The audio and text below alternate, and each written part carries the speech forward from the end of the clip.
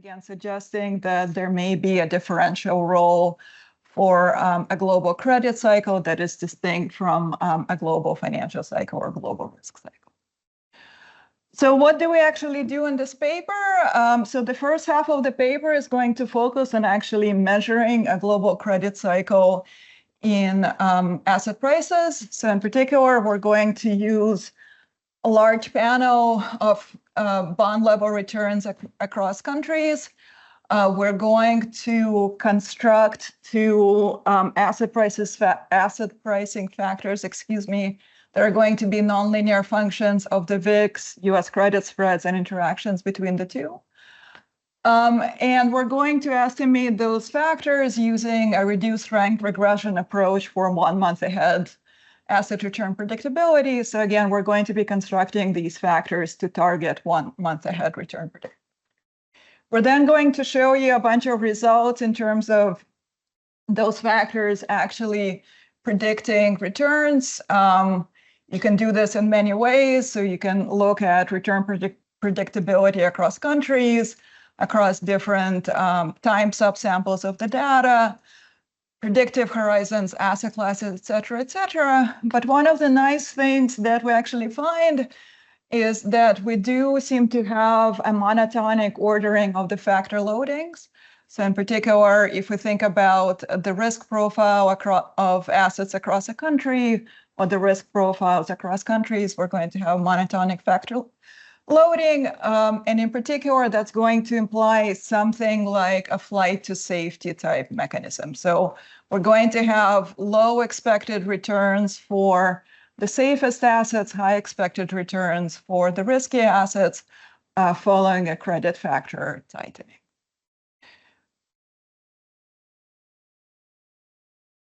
In the second half of the paper, we're then going to use the global credit factors that we construct to think about whether a global credit cycle in asset prices is going to translate into a global credit cycle in quantities of credit.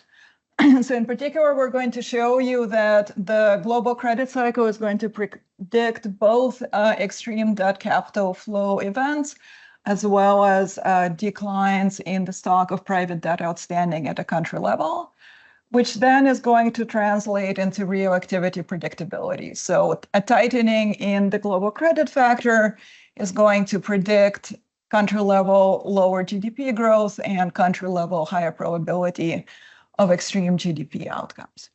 And we're also going to argue that we have this real activity predictability and credit predictability both in and out of sample. So the global credit cycle that we measure using asset prices is actually going to have out of sample predictability for a real activity as well. In terms of what I'm going to show you, so I'm going to start by talking a little bit about the data. Then I'll show you some basic results in the return predictability, go through the real predictability results, and show you a couple of things on the out of sample results. Okay, so in terms of the data that we're going to be using, the bulk of our data is going to be focused on corporate bond market returns. And so in particular, we're going to be combining a few different data sets.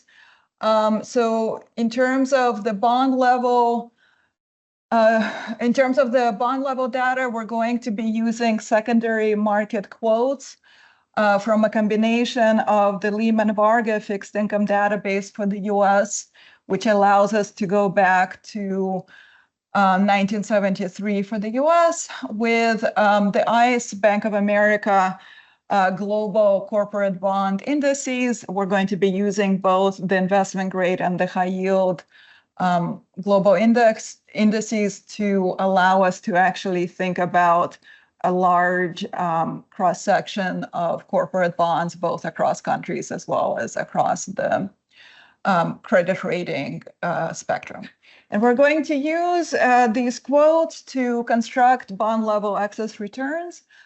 In everything that we're going to be doing, we're going to be measuring excess returns from the perspective of the US investor. What that means in practice is that we're going to be computing foreign exchange adjusted returns and then using the US 3-month T-bill as the reference rate.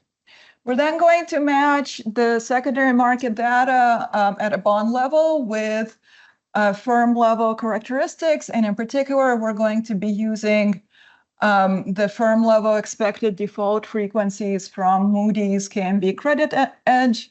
If you're not familiar with what this data is, think of it essentially as an augmented Merton model. And we're going to be using these firm level EDFs to construct bond level default adjusted credit spreads, which we're going to be using as controls in our return predictability regressions. If you're interested in how to actually put all of this data together, we have a companion paper in which we describe the various international data sets that are useful from the perspective of studying various components of global credit market data. And one of the things that we cover in there is how to merge the secondary market quotes with firm level data. Again, just to give you an idea of the types of series we're going to be looking at, here is a chart of essentially the raw data. So these are country average 12-month excess returns for the advanced economy countries in our sample. And you can already see that even on a country level unadjusted basis, there is a lot of movement between these excess returns, though of course there are periods when a particular country will have a differential movement just because of the economic conditions happening in that country. In terms of the factor construction, I won't have time to take you through all of the details, but again, just to give you a flavor of the idea of the factor construction that we're doing, essentially we're trying to think of bond level excess returns as being a potentially nonlinear function of the VIX and credit spreads. And in particular, we're going to approximate this generic nonlinear function phi as a cubic polynomial in the VIX and US credit spreads. So from that perspective, if we stack all the linear terms, the quadratic terms, et cetera, going all the way out to the cubic terms into a single explanatory variable vector x, we can then think of excess returns as loading on that vector of explanatory variables. And the meat of the assumptions of a reduced rank regression is going to be first that we have some common factors across countries and asset classes. So that means that we can represent the overall matrix of loadings on these factors with a reduced rank matrix. And because we're going to be using, again, bond level returns to actually do this extraction, we're going to impose additional assumptions. So in particular, we're going to assume that the coefficients are going to be common within a country asset group. The factors themselves are then going to be linear combinations of these nonlinear powers of the credit spread and the VIX. And in what I'm going to show you today, we're going to be focused on kind of the first two factors that you get out of this. Why are we imposing these assumptions? So first, in terms of the nonlinearity, you can think of the fact that you need a nonlinear representation for expected excess returns as capturing things like occasionally binding constraints for market participants or intermediaries, in other words. So for example, when the VIX increases, you can think of the risk management constraint at financial institutions tightening. From a very practical perspective, there is a literature that shows that even for very in some sense, very simple return predictability regressions, like the overall equity return in the US, you do actually need a nonlinear polynomial in the VIX to actually predict excess returns. And the other main assumption that we're imposing is that on the one hand, there are common factors in excess returns around the world, but there's potentially more than one. So why are we assuming that there is more than one common factor? Again, we want to recognize the fact that for equity markets and corporate bond markets, there may be different marginal intermediaries, and we want to allow our empirical asset pricing model to actually be able to pick that up. In terms of how we're going to implement this, so I mentioned already that we have a large cross-country panel. So in particular, we're going to be using data from 13 advanced economies and 9 emerging markets. We're going to be splitting the assets in our data sets into 4 broad categories. So safe corporate bonds, that is those rated above BBB, BBB rated corporate bonds, high yield corporate bonds, and equities. We're going to construct our factors to target 1 month ahead return predictability. And again, we're going to be using bond level returns for the corporate bond part, and we're going to be using broad index returns for the equities. In terms of the bonds, we're going to use very standard filters. So just focusing on non-financial senior corporate bonds. Now, because we're dealing with international data, we have to take a stand in terms of how we're going to assign a bond to a country and what we mean by non-financial. In both cases, we're going to be using the information from the ultimate parent of the corporate bond. So in particular, if, let's say, a South Korean non-financial firm is using a financial subsidiary in the UK to issue a corporate bond, we're going to keep that corporate bond because the ultimate parent is non-financial, and we're going to assign that corporate bond to South Korea rather than the UK.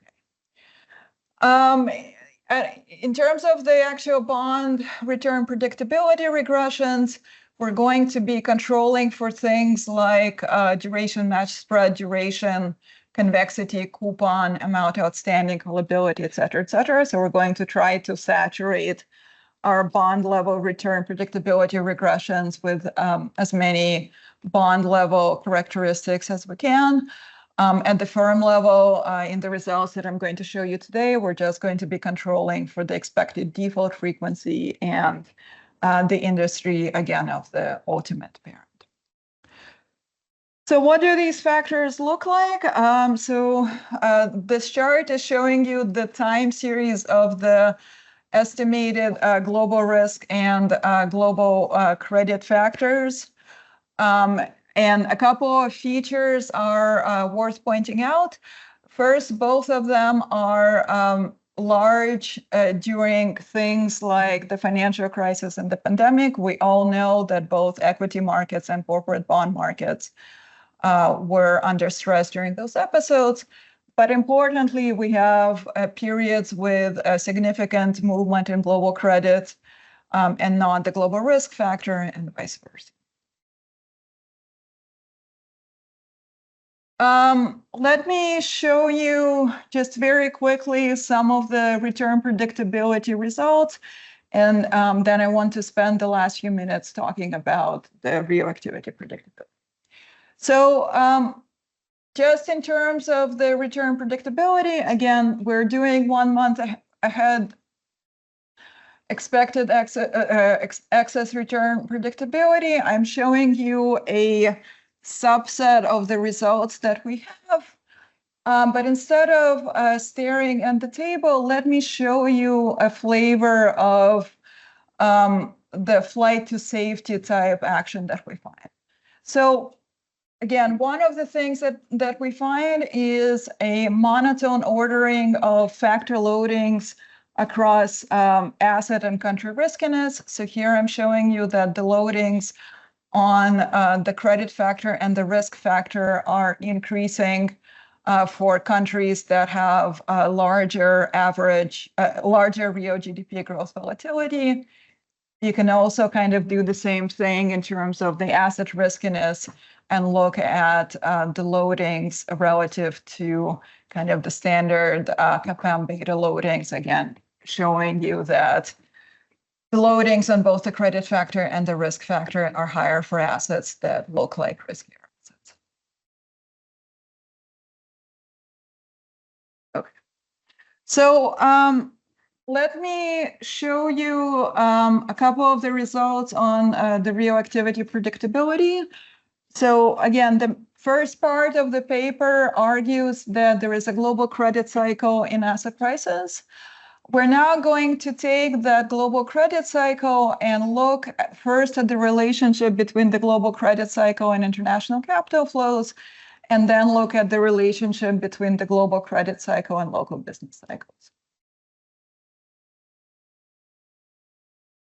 In terms of the global capital flows, we're going to follow standard definitions in the capital flow literature to identify extreme events in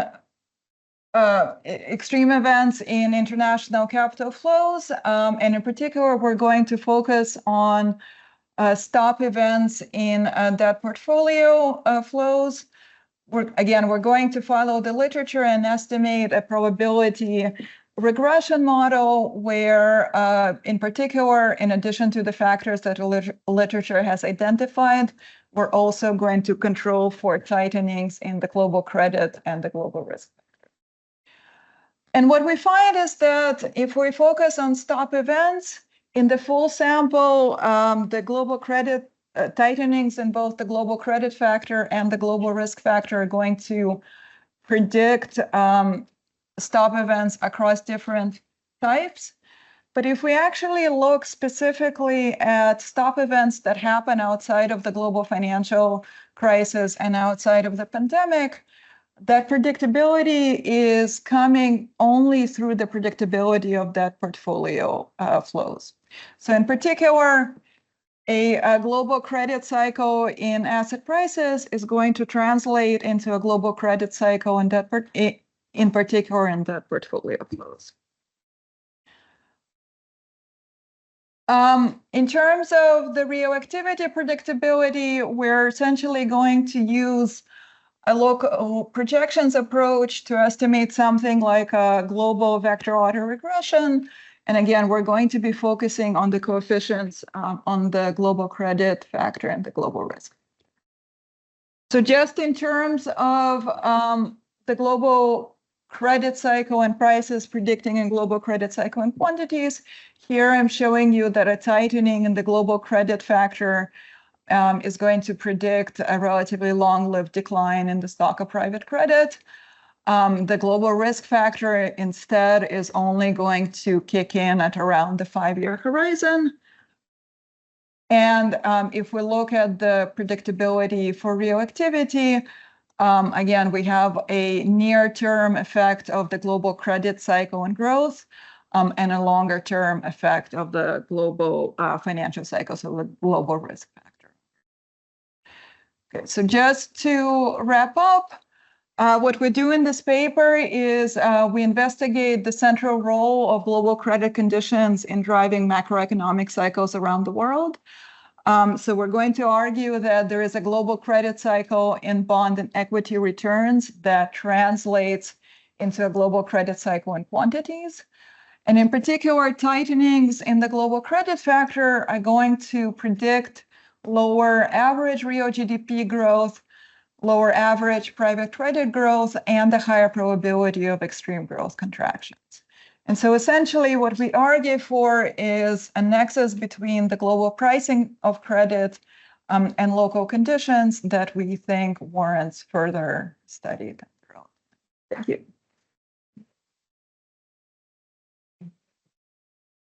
Thank you very much. So the discussant is Livio Stranker from the ECB.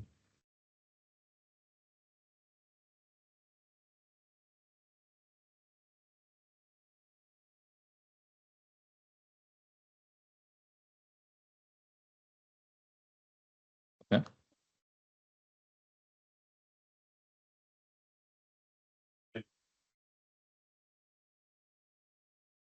Okay.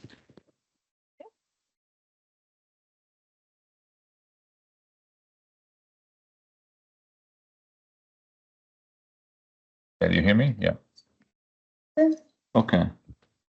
So first of all, thanks a lot for inviting me to this event. It's a pleasure to be here the first time, and also, I don't know much also about Qatar, so it's also a chance to discover it a bit more. It was also a pleasure to read Nina's paper and to comment.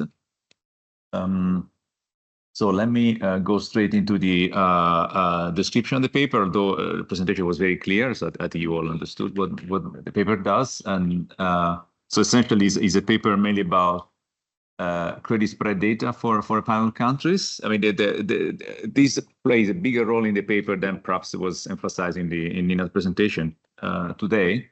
But they are very careful reconstruction or construction of monthly data for 22 countries, and mainly based on corporate bond yields, and they are able to merge firm and bond level information. And something that they do, which I would say later on, I'm not fully convinced about, is they correct for the sovereign yield, and they assume that so when there is when the bonds belong to a subsidiaries, that the parent company is the one that to which the bond may be referred in terms of nationality. They correct for currency, duration, firm rating, firm level effects, and so on. So they are corrected for a lot of things, and maybe even overcorrecting a little bit. So what we obtain is a duration consistent US-based credit spreads. So this is the US dollar-based credit spreads. And they also show that these credit spreads also predict the expected default frequency at firm level. So if you regress, the spreads on if you on the expected default frequency, you get a positive coefficient.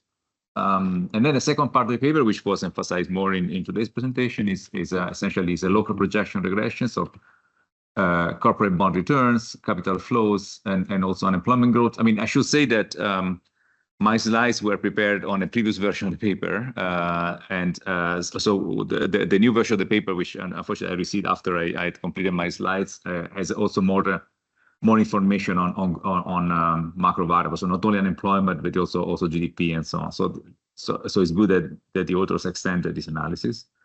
But this, anyways, the same concept. So is this regression are run on local and US credit spreads, and they as you have seen, they use a cubic specification which captures nonlinearities. So what are the key results? So also this you have seen, US credit spread is a significant predictor of corporate bond returns, and also other, in the new version of the paper, also other excess returns. And this comes on top of the VIX. So if you put the VIX and this credit spreads together, the effect is additional. And they find also significant nonlinearity also for the VIX. They also show that, and these I'm not sure it was reported in the presentation, that the VIX is less significant post-crisis, which is quite a common result. And here, I'm guilty of the usual sin of discussants to quote own work. So we have a recent paper just published where we also show this. So this is an interesting. So there are 3 or 4 papers now that they show this. But they also show that the US credit spread is more significant post-crisis for EME. And the local spreads become less significant. So it seems that essentially corporate bond returns in EMEs are becoming more globalized and more subject to the US cycle than before the crisis. But at the same time, the VIX is becoming less important. And as you have seen, US credit spread is also significant for flows or for macro variables. It's also beyond unemployment growth. So this is I found this is a nicely executed paper, and also it builds on the author's knowledge of corporate bond data, on which I confess I'm not an expert. So if you're expecting very kind of cunning comments on this part, probably you'll be disappointed. But I do know a bit the literature on global financial cycle, and it's quite brave for the authors to enter this issue because it's a quite crowded literature actually. So it's a quite saturated literature, and so the question, of course, when new papers come, what is the additional value, because it's really now a quite established literature. But nevertheless, I think the fact that they build on this carefully crafted corporate bond data is clearly value added. And here my question mainly will be about how to interpret the regressions, also the point of the position in the literature. Okay, so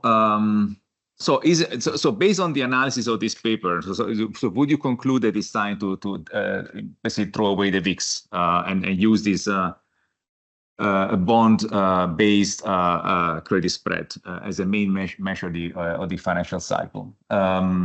So here the question is, what are the authors estimating? So so what seems to me that the authors are estimating essentially a risk return in the relationship. So is similar to the Fama-French regressions. You estimate excess returns or returns based on factors, and so they claim that this factor, as long as it's global, is a global financial cycle. I mean, this is it's a possible interpretation, but I mean, much of the literature on the global financial cycle does actually a little bit different. So it actually measures risk premia, and then it looks at how correlated these risk premia are. So it is more based on the direct measurement of risk premia, while I think what the others do, they go the indirect route of estimating risk-return relationships, and then kind of arguing that because these coefficients are significant, then this is a risk measure. So I don't have a particular prior what is the right approach, but it's just that this paper does something a little bit different from what other papers in this literature have done.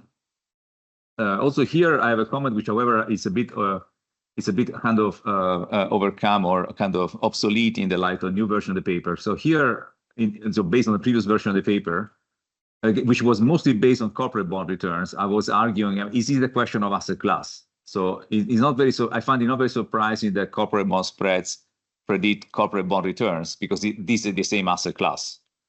It seems that the new version of the paper, this is a more widespread, and it extends to other asset classes. So maybe this is not a relevant comment. But the question remains, how does this matter for financing condition more widely? And here I was thinking, so I mean, in some countries, corporate bonds are not very important, and they are important in the US. Clearly, they are important in other emerging markets in other countries. But I know European countries where the market is very limited. So could the author also think about that? Because it could be that this credit spread variable is important more for countries which have a big corporate bond market. Maybe it's less important for bank-based countries. So how does this interact with the financial structure of countries? That is interesting. One comment which is quite kind of obvious to make, but let me make it nevertheless, is that the paper should better describe the difference from the Gilchrist and Zakrashev paper, so the excess bond premium. So at face value, this approach is not very different, and the authors themselves shows a quite high correlation with the Gilchrist and Zakrashev excess bond return. So I think this table should, which I've seen in the slides, should be included in the paper. At least I'm not seeing in the version of the paper I was looking at. In general, a discussion of how this work is different from the excess bond premium, because to me it seems quite related.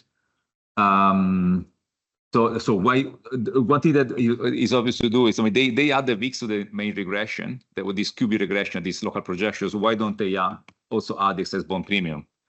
So is the information they have additional to the excess bond premium? And in general, what they could do is that they could regress their measure of the US credit spread, which is their new measure, regressing on other existing measures, not only the VIX, but also other existing measures of the global financial cycles, is there information value remaining? So is this measure capturing new information? That's the question I would have. So here, just very quickly, because I think I'm running out of time. So how to interpret nonlinearity? So the nonlinearity, thank you. The nonlinearity is, it seems, is an interesting result. So they mentioned the occasionally binding constraint. So I guess occasionally binding constraints should lead to convexity of the effect. So the effect should be convex. I'm not sure if is what they find. At least in the version of the paper I saw, they don't seem to comment much on it. I mean, if I was speaking of bond returns or corporate bonds, I would, or bonds actually in general, I would thought about something a little bit different. So I would argue, but this is something that has been arguing in the European context. So I don't know how much it generalizes, but so we know that bonds tend to be more in an on and off state. So the bond investors are either inattentive to risk, so they neglect, rationally neglect a default risk, or when the default risk becomes important, they panic.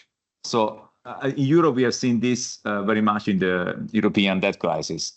So the bond spreads were very small and stable, and suddenly they became very, very large. So we know that the bond markets sometimes behave in this way, at least for sovereigns. I'm not sure that this extends to corporate bonds. It would be interesting to check, but speaking of bonds, this type of nonlinearity would strike me as more realistic than the linearity coming from occasionally binding constraints. That's just a high-level intuition. Just a few comments to conclude. I mean, again, I'm referring to the previous version of the paper. Maybe this have been already corrected. I mean, I found that the paper could be more structured at times with speaking titles.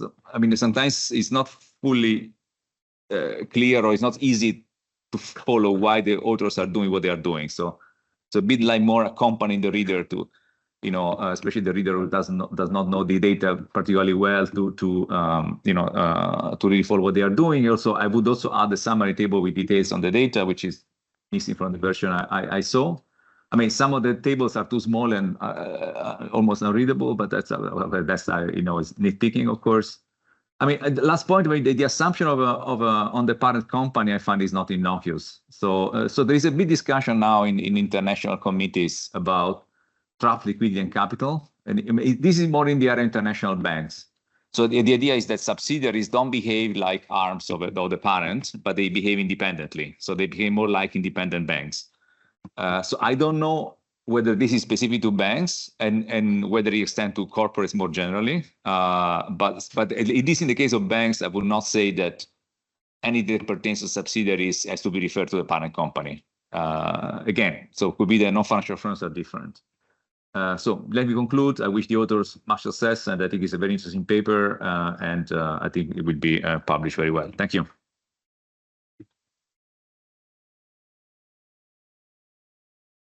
Thank you very much, Livio. So let's go straight to Q&A. So if you have a question, raise your hand, and we should have some people with mics coming. So if you wait till the mic,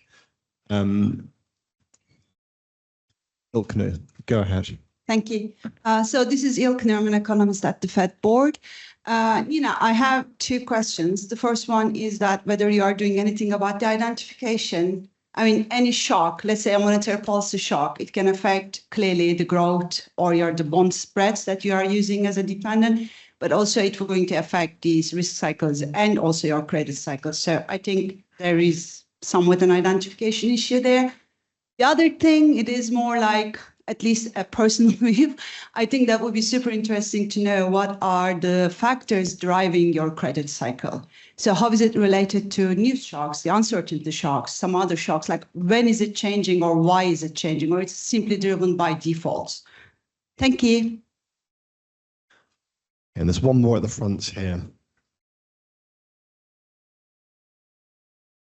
We've got some people online, actually, so if you wait for the mic, just so they can hear you. Hi, I'm Amlan Roy from LCP and LSE. Very interesting paper, Nina. As a person who's written on crisis before, We found early warning indicators, private sector, private credit spreads very informative, and also VIX has been informative. My question to you more as a practitioner now is you've used Bank of America indices. Why can't you consider using the MOVE index? Because that is a bit better for bonds and fixed income credit, we find, at least as practitioners. And I'm biased to VIX because I taught VIX and practiced VIX. Great. Do you want to go ahead? Sure. I have the, yes. Yes, so, okay, let me start with the questions and then maybe I'll take a minute to respond to Livio's comments. Okay, in terms of the shock identification, no, in the current version of the paper, we're not doing any of that. It is on our to-do list to try to do something along those lines. One thing I would note is that in this particular context, it's not obvious that monetary policy shocks are what you actually want. I think, again, especially given our focus on trying to understand the partial segmentation between equity markets and bond markets, I think what we are more interested in understanding how shocks to intermediaries in both of those types of markets actually affect the overall cycle. And yes, and I agree that once you actually have shock identification, you can start thinking about what are the parts that are actually driving these cycles. We're not really doing any of that right now, but I agree that it would be a good idea to do it. VIX versus the MOVE. We're using the VIX because we are looking at both a corporate bond and equity returns. So we wanted to use a measure of volatility that people have used in the past to predict equity returns.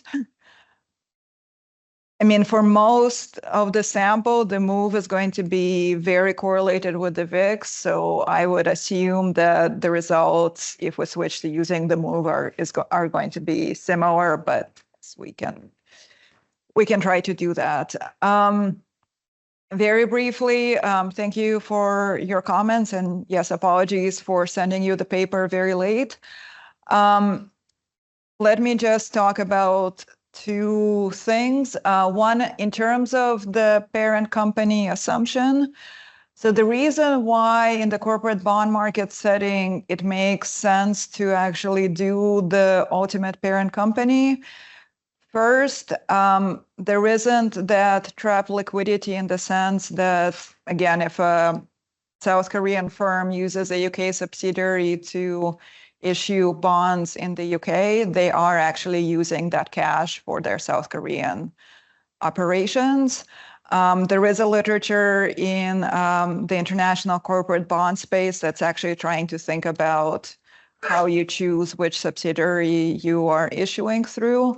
And that literature is more about kind of finding the right country in terms of prices to issue, and then you're still bringing the cash back. So that's why we think that from that perspective, it actually makes sense to bring the bonds back to the parent company. In the new version of the paper, we do look at a lot of these things like, do we have additional information in the factors that we're constructing relative to the standard measures for the global financial cycle, other risk premium proxies, et cetera, we show that both from the perspective of return predictability and more importantly, from the perspective of the real activity predictability, we do actually have different information. So no, we're not picking up the same thing as the global financial cycle factor of Miranda, Agrippino, and Ray. We're not picking up the same information as a linear VIX, the same information as the linear GZ spread. So there is actually differential information in doing this in a nonlinear way. I'll stop there. Thank you very much. So let's move to the next speaker, who is Andrea Ferraro from the University of Oxford.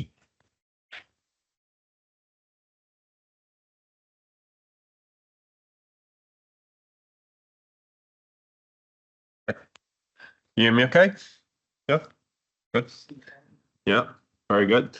Thanks a lot for having me here. It's a great pleasure, and thanks for taking our paper on the program. This is joint work with Ambrogio Cesabianchi, who's at the Bank of England, and Shanshan Li, who's in the audience. And it's kind of related to the previous paper in the sense that at least there is a common theme of the global financial cycle. Our motivation is slightly different. It's a little bit more focused on monetary policy, which was mentioned now in the Q&A. And this is a question that every now and then comes back.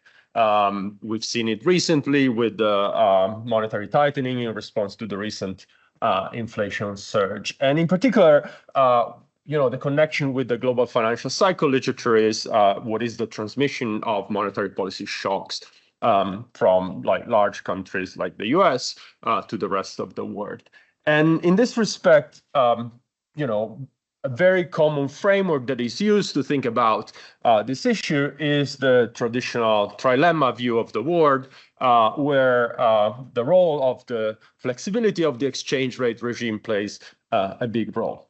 About 10 years ago, this view was being challenged by the literature on the global financial cycle, and in particular, starting with Ellen Ray's Jackson Hole speech or paper in 2013. And the conclusion of that paper is that maybe we should think in terms of dilemma instead of trilemma, where the role of the exchange rate is much less central. And so that raised a number of questions. I'm putting a couple here that we're going to focus on. One is the extent to which the flexibility of the exchange rate provides insulation to shocks that originate abroad. And two is whether, kind of a corollary, whether additional instruments are necessary to manage policy in an international context. So what we're going to do here is we're going to revisit this question in the context of an estimated open economy DSG model that has two distinctive features. One is what we call a dominant currency paradigm in finance and trade that brings together literature that have developed in parallel also in the last decade or so. And it's also going to be consistent with this idea of the global financial cycle. More specifically, we take three steps. The first is to run a panel VAR, looking at the response of financial and macro variables to US monetary policy shocks for a typical small open economy with flexible exchange rate. And here I want to emphasize the flexibility of the exchange rate. So we limit our sample to flexible exchange rate countries, because our thinking is that if we can find evidence that the global financial cycle exists for this subset of country, then we have the strongest possible evidence in favor of the global financial cycle idea. And what we're going to show here is that the demand/financial channel dominates over the expenditure switching effect. So this is fully consistent with the idea of the global financial cycle. Secondly, we're going to develop a model that we estimate to match the VAR responses. And so here the idea is to have a framework that we can sort of validate with the data. And friction in international pricing and international financial intermediation will be key in this framework. And I'm going to show you how they're necessary to replicate the evidence. And lastly, and now with this framework, we're going to run a number of counterfactuals. I'm going to show you that targeting the exchange rate still leads to additional volatility despite the consistency with the global financial cycle. I'm not going to talk much about how additional instruments can mitigate the consequences of the global financial cycle. I refer to the paper for that, but I'm going to show you at the end an experiment where if your country decides for whatever reason to stick to a peg, then having these additional instruments helps in terms of macroeconomic stabilization of GDP, but still leads to disinflationary effects. Okay, so there's a large literature on the global financial cycle, both on the empirical side. So those are the papers at the top, like Livio said, it's sort of a saturated literature. So it's a little bit hard to find space. But also on the theory, recently there have been quite a few efforts in developed frameworks that are consistent with the idea. And then lastly, some of the elements that we have in the paper are very much related to local currency pricing. There's a little bit of an older literature, but in the context of dominant currency pricing is very much related. And then the papers by Gita Gopinath and co-authors that have come about in the last few years. Okay, let me start showing you the evidence. We use a panel of 15 countries. We have robustness to a larger panel. Those are the countries that we include in our baseline. And we have 3 US variables in our baseline. So the first is the monetary policy price. Then we have the excess bond premium that Egan and Simon Gilchrist have constructed. And then we have real GDP, and we have extension with other US variables as well. And then for the countries in our sample, we have real GDP, CPI, exports, nominal interest rates, nominal exchange rate defined as local currency per dollar, and corporate spreads. The panel is the monthly frequency from 97 to 2019. The constraint here is really the corporate spreads availability in the countries that we have in our panel. We have a robustness from 85 without the spreads in the paper. And then for some of the macro series that are not available at the monthly level, we interpolate, like Silvia Miranda Grippino and Ellen Ray have done, and others as well. So it's the panel VAR that we run as this specification with a country-specific intercept A, a time trend, and then some lags, and then the shocks UI. And in the vector of endogenous variable, we have an internal instrument like people have suggested. So it's a monetary policy shock that we list first in the vector. Then we have the 2 US variables, the other 2 US variables, and then the country-specific variables. And the shock that we use is the Yarochinsky and Karady version of monetary policy surprises. I'm happy to talk later more if anybody has questions, but it's fairly standard, I guess, by now.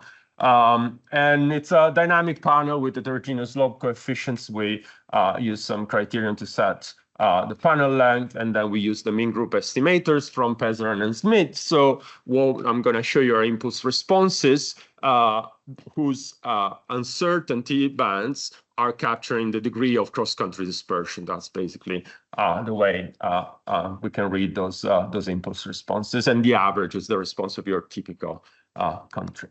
So these are the responses. Let me just break it down for you. So on the top left, you have the surprise, and then you have the other 2 US variables, and then the other 6 panels are the country-specific variables. So I would argue that this is a typical transmission for a monetary contraction. So you have a positive surprise, the Fed funds rate goes up, the EBP goes up as well. So you have a tightening of financial conditions in the US, and you have a decline of US GDP.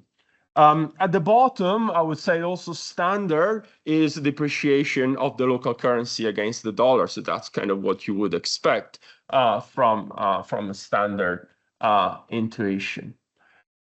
The piece of evidence about the global financial cycle in our relatively small VAR is the fact that you have movement of spreads. So the moment in which the EBP goes up, also domestic spreads increase. So you have this movement of financial variables across countries. The other piece that is more on the macro side that is consistent with the idea of the global financial cycle is that in spite of the depreciation of the local currency, exports don't increase. So there is no insulation provided, or not much insulation provided by the depreciation. Exports actually decline, and so does real economic activity domestically.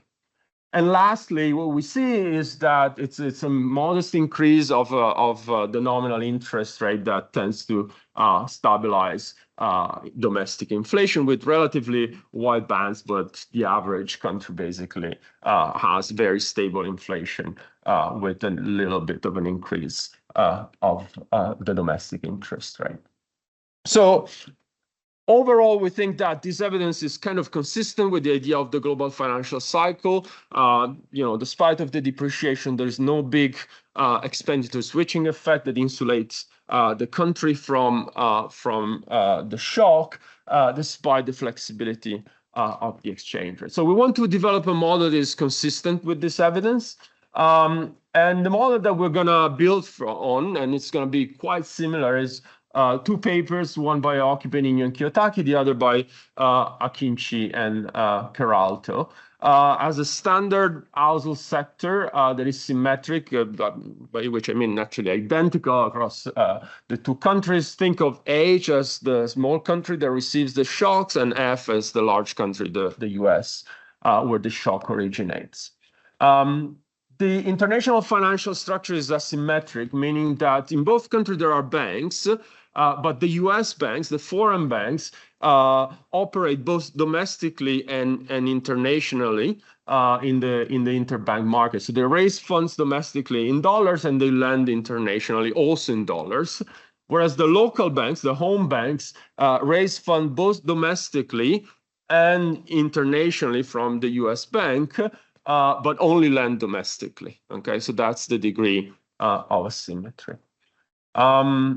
And then we have a multi-layer production structure, which is standard in this class of models with capital producers, importers, wholesale producer, and retailers. So there are a bunch of pricing frictions. The two central ones are one, the first is kind of another asymmetry where US firms price in dollars no matter the market of destination, whereas the small country firm price in local currency to the domestic market, but price their exports in dollars. So that's kind of the local currency pricing assumption or dominant currency paradigm. And then the second one is that there is imperfect pass-through for home import prices. And I'll show you the importance of these two frictions for the results. So overall, we have a very dollarized world where the dollar is the dominant currency, both in international goods, but also financial markets. Okay, so just to give you a sense of the flow, this is the US in yellow, in gray is the home country. So the banking structure is similar, but there is this flow of currency that goes from the global US banks towards the local banks. So let me just give you a couple more words about the financial frictions. The US banks, the foreign banks are very standard, like Gertle-Karadi, and their balance sheet is full in dollars. So they issue deposits to households and lend to firms.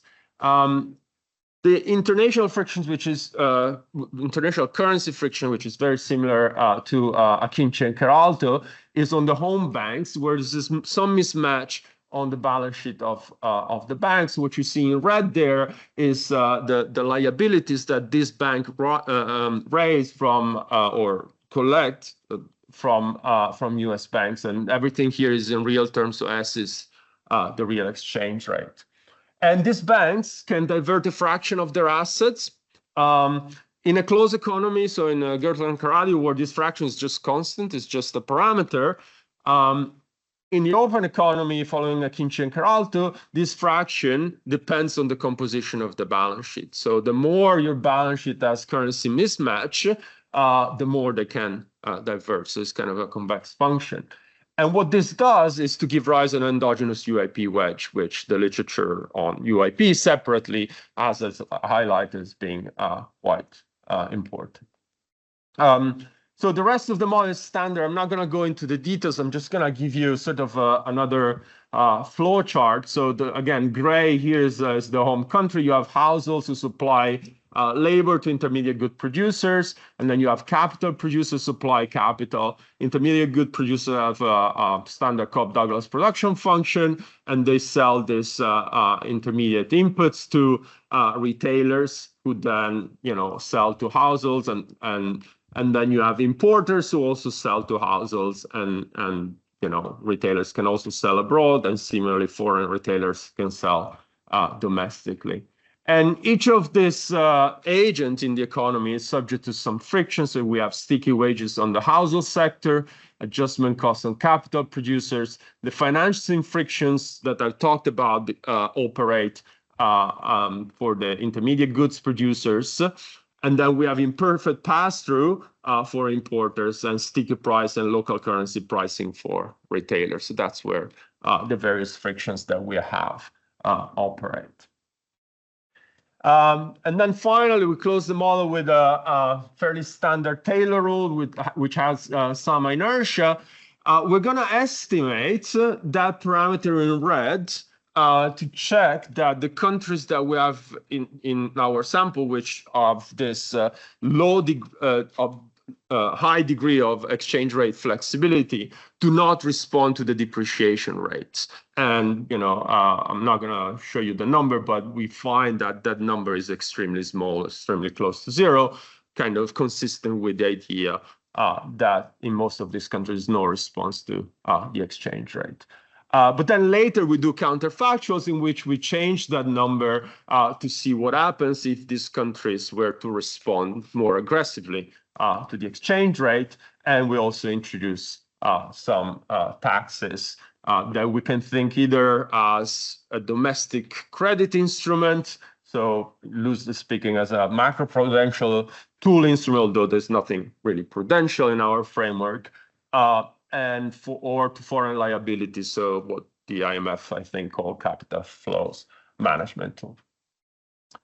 Okay, so this is the result of the impulse response matching. It's kind of to show you that the model does pretty well in matching the impulse responses. One note is that in going from the VAR to this exercise, we aggregate the impulse responses at the quarterly level to be consistent with the model. But the bottom line is that, the model does pretty well in matching the impulse responses. It captures the decline of GDP and export, although exports quantitatively, there's a little bit of a gap on which we're working on. It captures the fact that inflation is very stable. The domestic central bank raises interest rates in order to respond to the shock.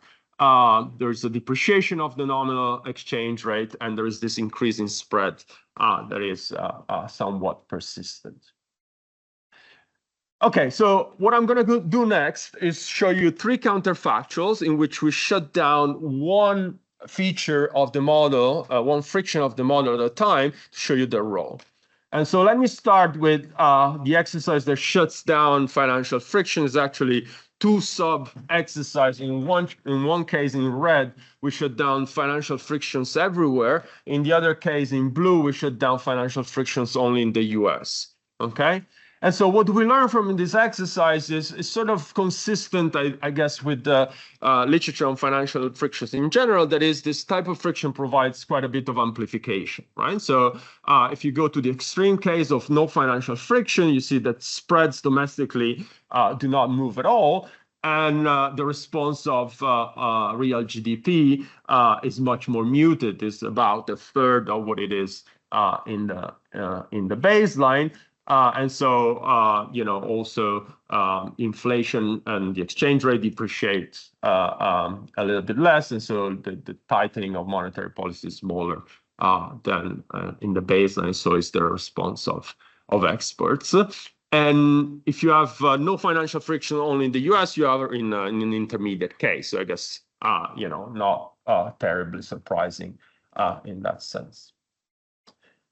Okay, so the second experiment is shutting down local currency price. Okay, so now every firm, both in the US and in the small open economy, prices their goods in domestic currency.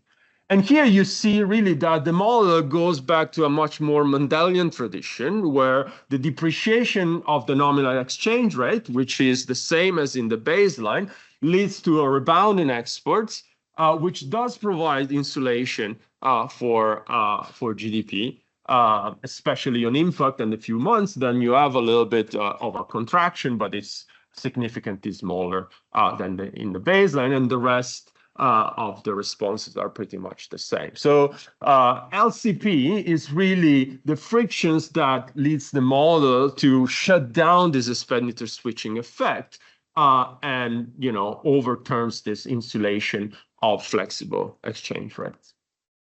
And thirdly, I'm going to show you a counterfactual without this imperfect pass-through. And what you see here is that imperfect pass-through is really what dominates the response of inflation, right? So again, the depreciation of the exchange rate is the same, but if you have no imperfect pass-through, inflation spikes on impact, which then leads the domestic central bank to tighten interest rates a lot more, okay? So that's kind of the other difference that we observe. Okay, so now that we have understood the role of the various frictions that we have, and we have a model that is consistent with this idea of the global financial cycle, we want to ask what happens if in this world the domestic central bank responds more aggressively to the exchange rate. And so here, you know, the conjecture in the dilemma literature is that, well, the exchange rate is not that relevant anymore. And what we find here is that that's not quite the case, in the sense that as we move to progressively more aggressive response to the exchange rate depreciation in the policy rule, the volatility of both GDP and inflation increased quite substantially. So the black line here is the baseline. If you go all the way to the extreme in which the central bank pegs the exchange rate, which is the red line, you see that you know, the volatility of output increases quite a lot, and so does the volatility of inflation. And basically, the shock passed through one-to-one onto the domestic policy rate. So there's a much more aggressive tightening, which explains the decline in inflation. So I'm almost out of time. So let me show you the last experiment. What we're going to do in the last experiment is we're going to ask, suppose that we introduce one of the instruments that the literature has been talking about, in particular, a tax on domestic credit, to see if in a world in which the small of an economy pegs its exchange rate, we can replicate or get close at least to the flexible exchange rate outcome. Okay, so you have two instruments, so not surprisingly, you can do better than without it, but how much better? That's kind of the question. And so the answer is that in terms of output, you can approximate quite closely the response that the economy will obtain under flexible exchange rate. So here in black, you have the baseline, which is flexible exchange rate. In red, you have the peg that I just showed you. And in blue, you have the peg plus this tax, which for the purpose of this picture is on domestic credit, but we obtain very similar results in the case of a tax on international borrowing. But you see that the response of inflation is quite different. It's much closer to what you have with the peg, and in fact is even more persistent. And the reason is that if you live in a world with a peg, although you have this tax, which in this context is actually a subsidy, right? So you actually want to subsidize credit in response to a tightening of foreign monetary policy. What happens is that the pass-through on the nominal interest rate is still one-to-one, and so that has deflationary consequences that this instrument cannot really mitigate. Okay, so let me conclude. What I show you is a paper with three steps. The first is an empirical analysis, a panel VAR that shows that you know, the data seems to be consistent with this idea of the global financial cycle. A contractionary U.S. monetary policy shock leads to a domestic recession despite the depreciation of the domestic currency. Then I show you an estimated two-country DSG model that can match the empirical evidence with a key role for financial frictions in terms of amplification and pricing in terms of the response of exports and inflation.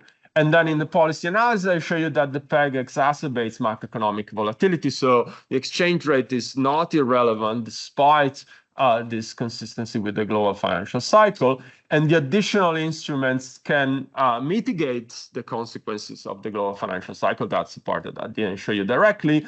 But if you have a PEG and you have one of these instruments, you can limit the effects on GDP, but not completely on inflation. Thank you very much.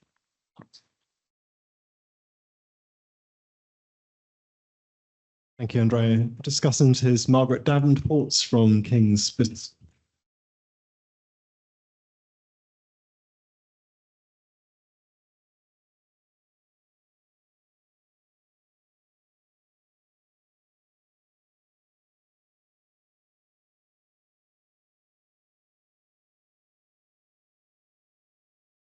Thank you.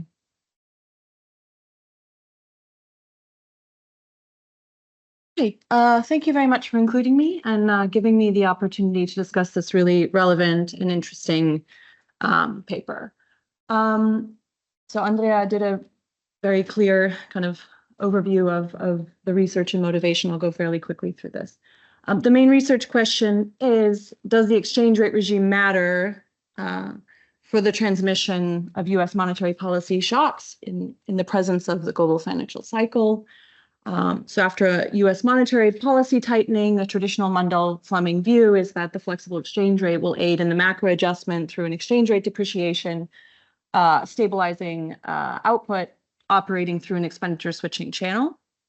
But in the presence of the global financial cycle, you're going to have pro-cyclical capital flows, a reduction in cross-border lending, and it's going to have adverse effects on local lending conditions and aggregate demand, generating a financial channel that's going to outweigh the expenditure switching channel. And so whether or not the fixed or the floating exchange rate regime can help attenuate the effects of the global financial cycle is really an empirical question at that point. And it also begs a very interesting policy question of what are the optimal policies then for dealing with the transmission of the global financial cycle. So the paper provides a quantitative assessment of the dilemma hypothesis, carries out a three-prong approach. Empirical has a panel VAR that tests the presence of the transmission of the global financial cycle in a sample of flexible exchange rate regimes. The theoretical component is a two-country DSG model that's estimated to match the empirical IRFs. It shows that two financial frictions are important. On the one hand, the financial friction will amplify the shock through the effect on cross-border bank lending. And then the trade friction, the local currency pricing, is needed to match inflation and export response together with the limited exchange rate pass-through. Quantitatively, and most importantly, they carry out a series of counterfactual exercises. They ask, does the exchange rate regime matter? So they look at the transmission of the global financial cycle in the presence of a fixed or a PEG, and then ask, what are the effects of two different types of countercyclical taxes that limit domestic credit growth? That's the financial stability tool, and also a countercyclical tax on foreign borrowing, which is aimed at testing the role for limiting or providing some capital flow management and dampening that affected the GFC. So the main findings in the panel VAR are that the flexible exchange rate does not provide enough insulation. There's still a presence of the global financial cycle transmission into these economies. On the modeling front, the trade and financial frictions are very important to match empirical responses to the global financial cycle. And then in the policy experiments, they find that the PEG increases macroeconomic volatility, and this is due to the adverse effects of the interest rate response when stabilizing the exchange rate after the US monetary tightening. They find the financial stability tool and the capital flow measure can reduce real GDP and the credit spread, and it seems that the countercyclical tax on domestic credit is the most effective at reducing volatility. And interestingly, then the peg, if a country chooses to peg the exchange rate, it's not the case that they can replicate the outcomes of an economy with a flexible exchange rate precisely because of the inflation response. So the inflation volatility will remain despite being able to stabilize real GDP. So the key contribution of this work is providing a relative quantitative framework with very realistic features of the transmission of the global financial cycle, particularly financial frictions that are generating a time-varying UIP wedge that also depends on the degree of foreign borrowing, currency borrowing, and also incorporates the dominant role for the US dollar in finance and trade. And so it's an important step in the direction of being able to understand which policies are optimal in the response to the global financial crisis, global financial cycle. So overall, very important paper. It's a very rich model with a lot of insights. I found it very well written, has a clear exposition. The role for the frictions is made very clear, which is helpful in trying to understand this kind of rich framework. My comments are mainly going to focus on sharpening the precisions of the empirical estimates, exploring some dimensions of heterogeneity in the literature that I think could be important in understanding the transmission, and then finally looking at digging a little bit deeper into the financial frictions. So firstly, comments 1 and 2 focus on global factors and trends. So the paper looks at the global financial cycle and particularly looks at US monetary policy shocks. But we know that there are other several factors. The first presentation in the session tells us that there are other things going on. In addition, there's a second global factor related to the global commodity and trade cycle found in the literature. And also there's been a large increase in macroprudential tightening, which has certainly affected the transmission of the global financial cycle into the real side of the economy. So looking at the first, this is just taken from Miranda, Agrippino, and Ray. Looking at this second global factor, so how it correlates with commodity prices on the left. There's a tight correlation with a commodity price index, slightly less with oil prices. And on the right, we see that the second global factor is highly correlated with also a global factor relating to private sector liquidity. So if we consider this in the context of the paper, why is it important? These two factors are quantitatively important. So in equal measure, they contribute together to roughly 1/3 to 1/2 the variance of gross capital flows, various estimates found in the literature. And it's particularly then relevant, the second factor for private sector liquidity. And so I think it should be controlled in the empirical analysis to really get a cleaner measure for the global financial cycle factor and not the other confounding factor that's going on. So the literature has moved into dynamic factor models. So one suggestion would be to use this factor 1 in place of the US monetary policy shocks, or at least control for the second factor in the regression section. Secondly is the role for macroprudential policy. So what we're looking at is cumulative tightening. So kind of the net cumulative tightening that's across countries, and from 1990 and to 2021, we see that both advanced economies and emerging markets have kind of to a very extreme degree tightened their macroprudential stance, particularly after the global financial crisis. This is going to affect, by construction, the transmission of the global financial cycle into the real economies. So the empirical estimates in the model are used to analyze the effects of macroprudential policy and capital flow measures. And this tightening is going to affect that relationship. So it should be controlled for in the empirical analysis as well. So you can control for macroprudential developments. This is not easy to do. There are very large degrees of endogeneity concerns, but one approach that the literature has used recently is to estimate a macroprudential reaction function and then collect the residuals and use those in the regression. So second comment, I'll skip kind of through this and cover the last one. Exploring different degrees of heterogeneity from the literature, particularly the degree of net debtors and creditors, and the amount of exposure to debt instruments has been important in the literature. And this is something that could be explored that's relevant for the transmission mechanism. And finally, digging a little bit deeper into financial frictions, which are important in the model and generate a time-varying wedge in the UIP condition. I think this can be explored more carefully in the context of the share of foreign currency borrowing.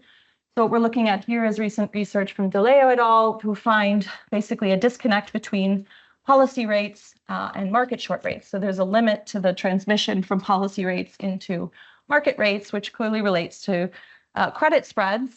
And it's different for emerging markets and advanced economies. So these are regression coefficients of regressions of interest rates and GDP growth. So countries after a US monetary policy tightening will tend to lean against the adverse effects of that shock. They'll cut interest rates. In the advanced economies, both market rates and policy rates decline. But in emerging markets, because of the negative coefficient on the market rates are actually increasing when the central bank is cutting interest rates. There seems to be this distinction between advanced and emerging economies that could relate to the credit spread.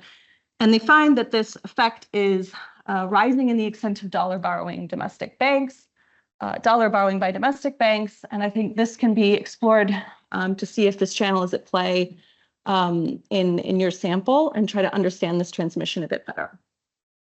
So the suggestion would be to kind of understand or disentangle the two financial kind of parts of the financial friction more clearly, look at the time evolution of the share of dollar borrowing on the bank balance sheets, and see kind of how that affects the predictions of the policy experiment as well.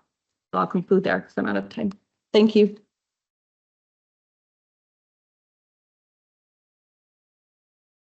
Okay, we have time for a few questions. If you want to raise your hands, I see Martin start with, and then Gulchin down at the bottom. Very much for a fascinating presentation. I do have one question about the importance of local currency pricing. At the time of the 1967 devaluation, businesses were described as being unpatriotic because they weren't reducing their foreign currency prices. The counter response was that profit margins had gone up. They had more incentive to sell in foreign markets, and that was seen as part of the mechanism through which the devaluation was working. Now, you don't have that mechanism in your model, as far as I could understand, and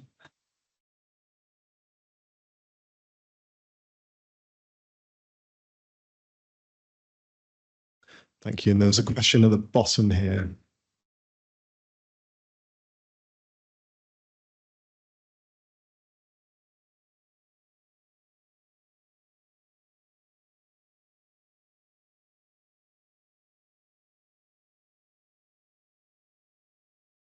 Thank you. Eugenia Scan, King's College. So this is really very interesting, Andrea. I have two related questions.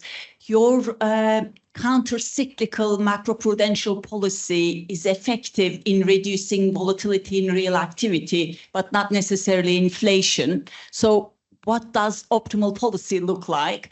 And secondly, going a step back, do you have a configuration of monetary policy that does exactly the same?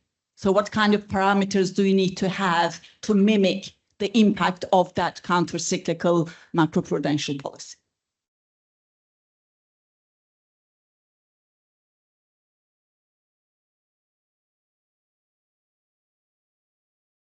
Thank you very much for the discussion and for the questions. So in response to Martin's question, you're completely right, of course. We only have LCP, so we don't have the mechanism you're describing.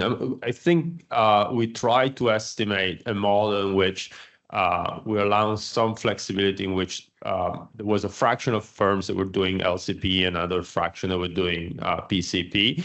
And the estimation was pushing hard towards LCP. And so it didn't make much of a difference. But I agree with you that that's quite extreme and probably overstating that. And I don't know if that's masking some other specification that we don't have. Response to the other question about optimal policy. Yeah, so I don't know. That's the short answer. I mean, we played around a little bit with optimal policy. I guess what we've done was to look at optimal policy from the perspective of just of the home country. And we're finding results that are sort of consistent with the idea that obviously, I mean, okay, so let me back up. There is a preliminary answer that is obvious, which is adding the instrument improves outcomes, right? I mean, that's kind of Tim Bergen, basically. So that's easy. Now, it depends a little bit what kind of rule you specify, or whether you do like a full optimal policy exercise. We haven't done the full optimal policy exercise. We try with some rules. So one thing I didn't say is that the way we specify the tax rule in the current exercise is a response to credits. I think the results are sensitive to the type of rule that you specify. So we would need to do a full investigation to have a proper answer to what you say. I guess it's a similar answer to, can you do better just with monetary policy? I think possibly yes, if you respond to more indicators, maybe you have credit spreads. I mean, we're suggesting a model with financial friction. If you include spreads in the monetary policy rule, you can do better. But we haven't fully explored the optimal policy question. Going back to Margaret's discussion, I think you made very good points. I'm extremely sympathetic to the idea that the global financial cycle is not just about monetary policy. We have another paper with Ambrogio and Alessandro Rebucci where we have credit shocks that are orthogonalized to monetary policy shocks, and they explain as much as monetary policy shocks for sure.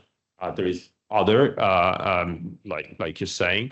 The only thing I would say is that, you know, we try to follow up on Helene's work that was stressing monetary policy, at least her original papers, and we have shocks. So I don't think that, you know, if you believe Yarochinsky and Karady, those are exogenous shocks. So I don't think there's anything that we need to clean in addition to that. But you're completely right that other stuff can lead to similar results. The heterogeneity point is very interesting. I think we have a little bit of that, and we talked about it. Again, going back to my point, the impulse responses give you a sense of, or the bands give you a sense of the heterogeneity. So for sure, there is something there. And the financial frictions, I mean, we use policy rates in our analysis. So in that sense, we are consistent with, you know, the pure policy response. But I think the point that DeLeo and others make is relevant. You know, the market rates, combined policy rates plus spreads. I think in our sample, we're mostly advanced or relatively advanced emerging markets, so maybe less of an issue. I think they're concentrating on more emerging economies, but it's an interesting point.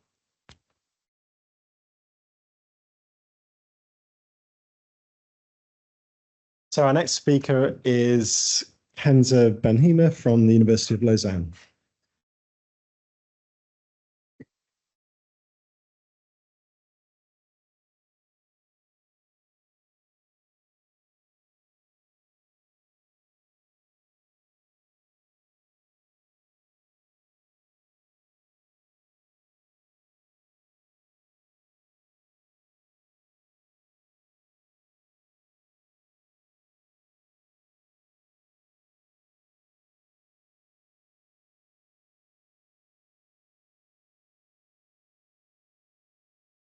Okay, so this is a paper on foreign exchange interventions with UIP and CIP deviations, and it's applied to the case of small safe haven economies, and it's joint work with Philippe Baqueta and Brendan Bersold. So from the title, this paper might seem unrelated to the topic of this session, which is very much on the global financial cycle. But in fact, it's actually very much related, because what we're talking about here really is about the cost of reserves. right? And with the global financial cycles, many countries have tried to stabilize their exchange rate by intervening on foreign exchange markets. And this generates sometimes for smaller haven economies like Switzerland, it generates big balance sheet positions. And how do we measure the cost of reserves? We measure it through an excess return, which is a currency excess return. Typically, when you accumulate reserves, a central bank will have foreign currency assets on the asset side and local currency assets on the liability side. So how do you measure the cost of reserve? It's the excess return on your foreign currency relative to foreign currency. And what drives excess returns? Well, we know that it's global risk. And as Nina showed, sometimes it's credit spreads, etc.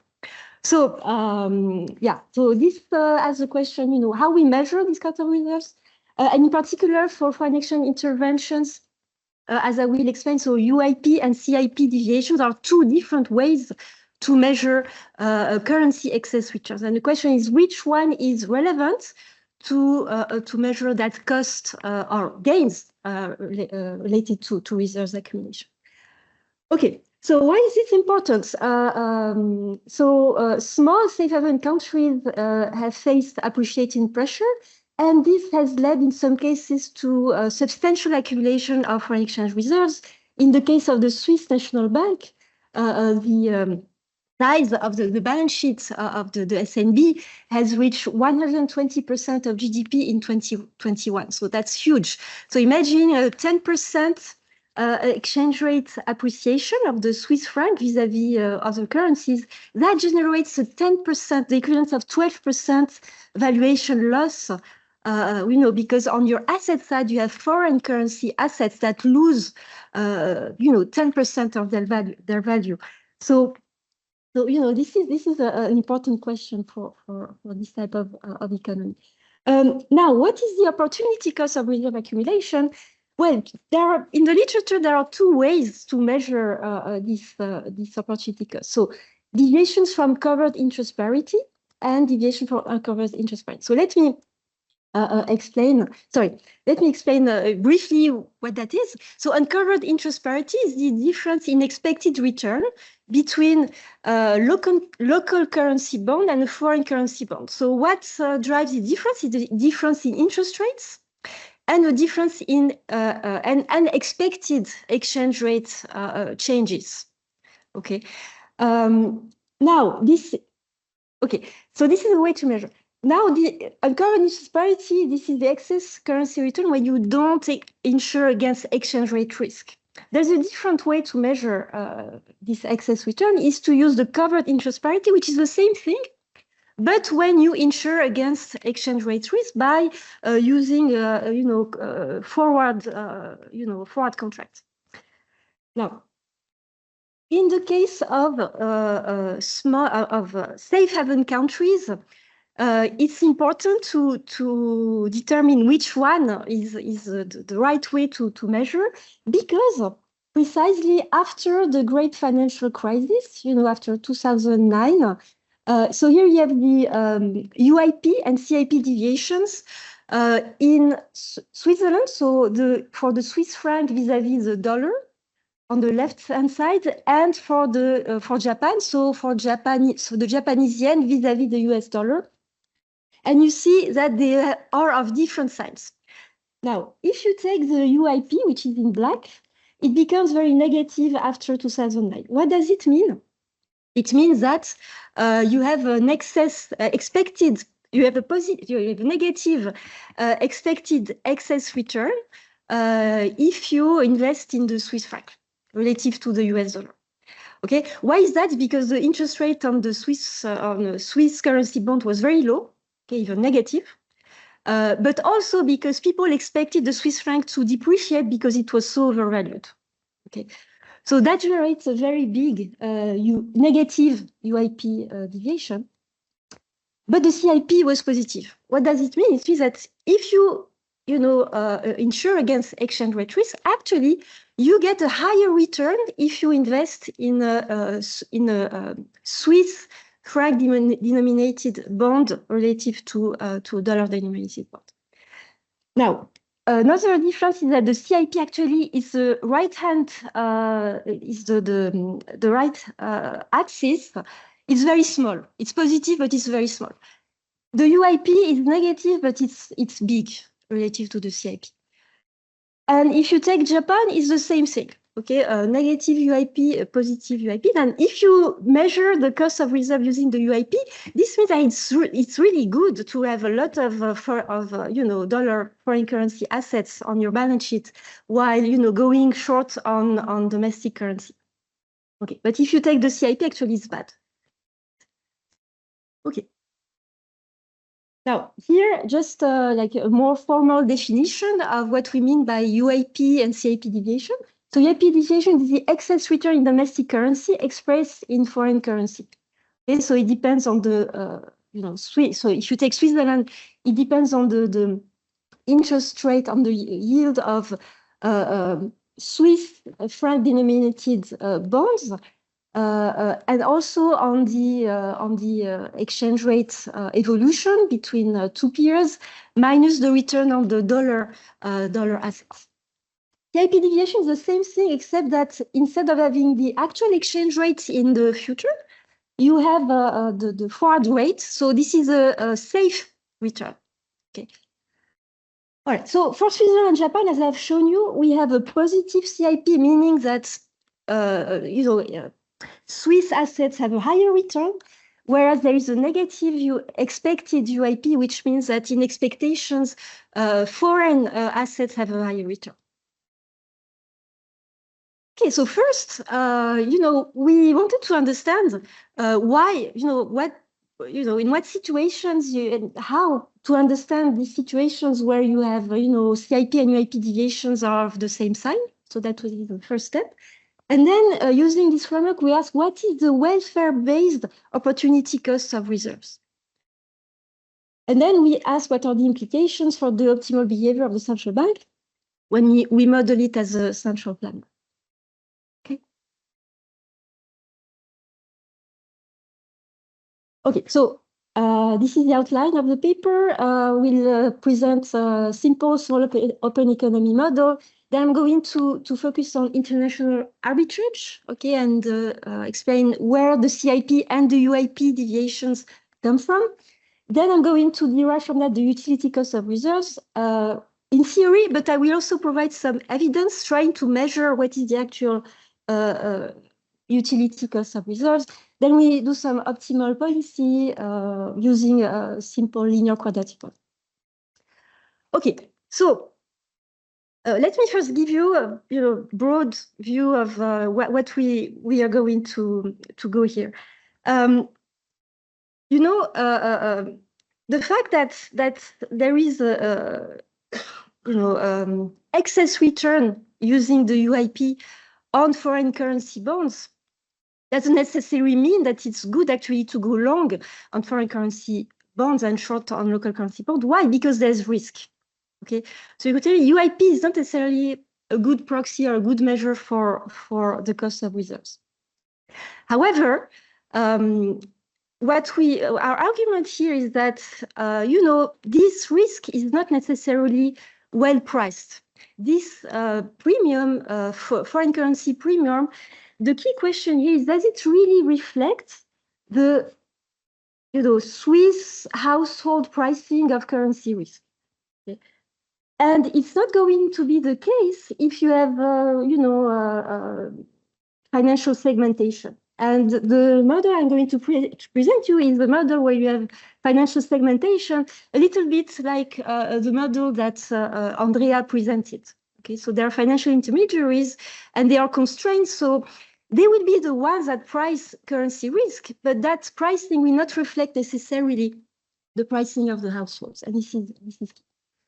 So we have a 2-period small open economy with 2 currencies, so domestic and foreign. There are some financial intermediaries, households, a central bank, and the government. The international financial intermediaries are constrained, a little bit like in Gabé and Majori seminal paper and like Andrea's model. domestic households have limited foreign exchange positions because they face no short selling constraints on both domestic and foreign bonds. The government is passive. There is just a fixed supply of government bonds, and the central bank performs serialized and unserialized interventions. So you have the financial intermediaries that are, intermediaries between the foreign economy that deposits dollars in these foreign intermediaries, and foreign intermediaries invest and buy domestic currency assets, so Swiss franc denominated assets in the domestic economy. Who supplies those assets? So you have the government, and the central bank can also hold some of these government bonds, and the household as well. So the net supply to the financial intermediaries and therefore for the foreign economy will come from the net supply that will arise from these agents. So the structure is similar to many papers in the literature, except that the difference, because we want to, take into account the currency risk, is that both financial intermediaries and households are risk averse, and we take into account their risk aversion. So the home country is a safe haven. I will explain what it means in a moment. That will, as we will show, will generate some incentives for the central bank to buy foreign assets when households are constrained, actually. So prices are flexible. The foreign price is almost to one. There is a law of one price. So here, the exchange rate is just going to reflect variation in the domestic price. That will come from the money supply of the central bank. And you can think of the exchange rate here as being exogenous. Okay, it comes from monetary policy shock. Okay, domestic households, they hold money, domestic currency bonds and foreign currency bonds, all expressed in real terms. They maximize the utility from period T and T+1. Then there is some endowment, why, and then decide how much bonds and money to hold. And then in the next period, they get the returns from their different assets. So the return from BH is the return from the domestic currency asset, and the return from BH is the return from the foreign currency asset. And there are some short-term constraints. So this is the only frictions we impose on the households themselves, that they cannot borrow neither in domestic or in foreign currency. There are some cash finance constraints just to be able to price the exchange rates through the money supply.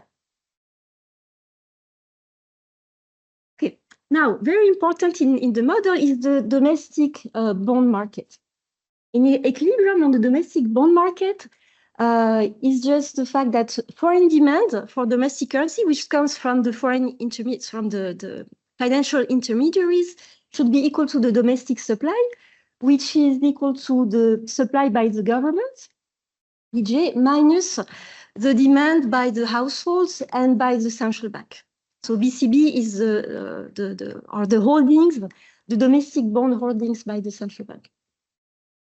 Now, what do foreign exchange interventions do in this model?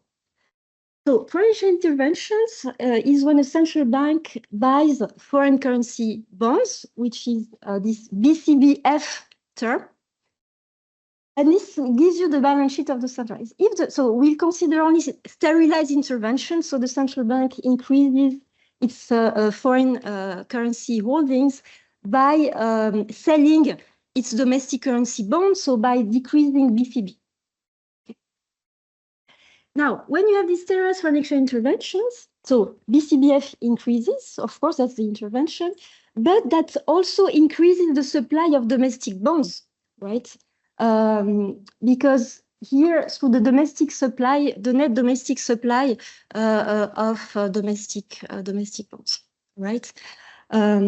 Okay, because the central bank is just selling some of these its domestic currency, which means that in equilibrium, the foreign intermediaries are holding more foreign currency, domestic currency bonds. So sterilized foreign exchange interventions actually increase the gross foreign assets and liabilities of the country. The country becomes more long in foreign currency and shorter in domestic currency.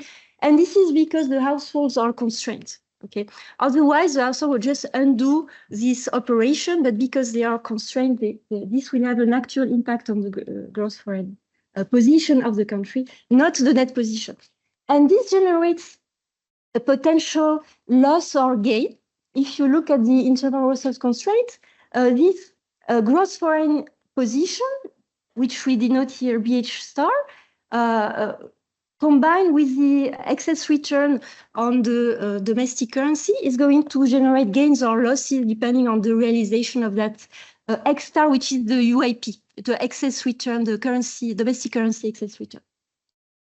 So if this X star, this UIP is negative, as we have seen, which it is for safe haven economies, then central bank reserve interventions, so having a bigger balance sheet position, can increase resources. Well, because you're holding, foreign currency assets that have a high return on your asset side, and you have foreign domestic currency liabilities which have a low return on your liability side. So, on average, this should be good. This should increase the resolve of the economy, but it is risky.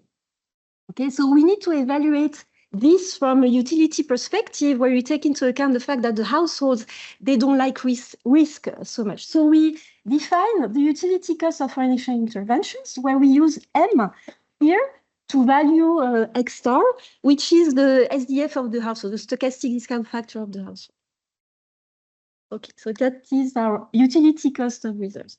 Now, where does this excess return X star comes from? It comes from actually, the international financial intermediaries, which are the ones that will be pricing in effect this excess return. So these financial intermediaries, they hold domestic currency assets, and they are long in domestic currency assets and they are short in foreign currency assets. So their profits depend on the total size of their balance sheet, which is BH star, and on the excess return on domestic currency. F star is just the part of their balance sheet that is hedged using a forward market. There is also a cost Chi BH star, which simply reflects that financial intermediaries prefer to hold dollars. So that's just a way to introduce a convenience yield on the dollar. This Chi term is a term. Now, as in Andrea's paper, the intermediaries can divert a fraction of the invested funds, and this fraction is increasing the total size of the balance sheet. So in the end, you have a participation constraint that is quadratic in the total size of the balance sheet.